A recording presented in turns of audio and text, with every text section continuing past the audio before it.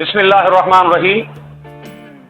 ماہ رمضان المبارک کے 30 روزے پورے ہوئے مسلمانوں کے، اور پورے ملک میں کل کی تاریخ میں یعنی سوموار کے دن، پیر کے دن عید الفطر منائی جائے گی۔ تمام مسلمانوں کو پتہ ہے کہ لاک ڈاؤن کی وجہ سے عید کی خوشیاں دلوں سے ایک دوسرے کو بانٹنی ہے اور گھروں میں رہ کر ہی اللہ کی عبادت کرنی ہے، اور ساتھ میں جو بھی رمضان کا مہینہ مبارک گزرا ہے اس میں لوگوں نے روزے رکھے، عبادت کی ہے، اپنے گھروں میں رہے اور لاک ڈاؤن کا پالن کیا ہے۔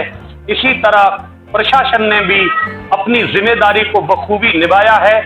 ہم پرشاسن کا بھی اس وقت شکریہ ادا کرتے ہیں کہ جنہوں نے مسلم سماج کو ساتھ میں لے کر جو ہے اپنی ذمہ داری کو بخوبی نبھایا ہے، خاص کر کے اجین کلکٹر صاحب اور ایس پی صاحب اور صفائی کامدار اور ڈاکٹرس اور جتنے بھی لوگ اس ذمہ داری سے جڑے ہوئے ہیں انہوں نے بخوبی اپنی ذمہ داری کو نبھایا ہے، اس لیے میں ان کا بھی شکر گزار ہوں، اور قوم مسلم نے بھی صبر و تحمل کے ساتھ لاک ڈاؤن کا پالن کیا ہے، ان کا بھی میں شکر گزار ہوں۔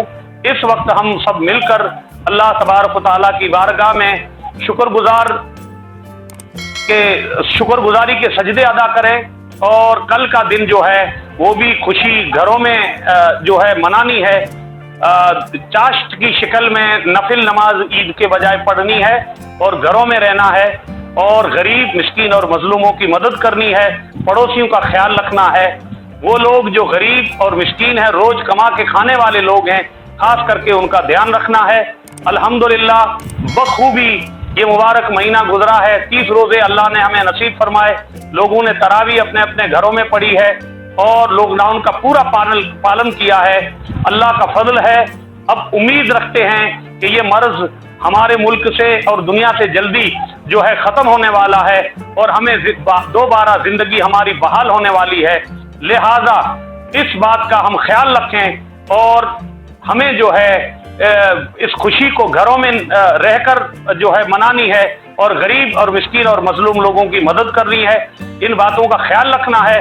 اللہ ہم سب پر رحم فرمائے، اور یہ کورونا وائرس دنیا سے اور خاص کر کے ہمارے ملک سے اللہ تعالیٰ اس کو دفع فرما دے، اور ہم سب کو زندگی بحال فرما دے ہماری، اور ہمیں پھر سے اللہ ہمیں خوشیاں نصیب فرما دے۔ اللہ ہم سب پر رحم فرمائے۔ محمد علی نقشبندی، خطیب و امام، مرکز اہل سنت مدینہ مسجد کسائی واڑہ اجین۔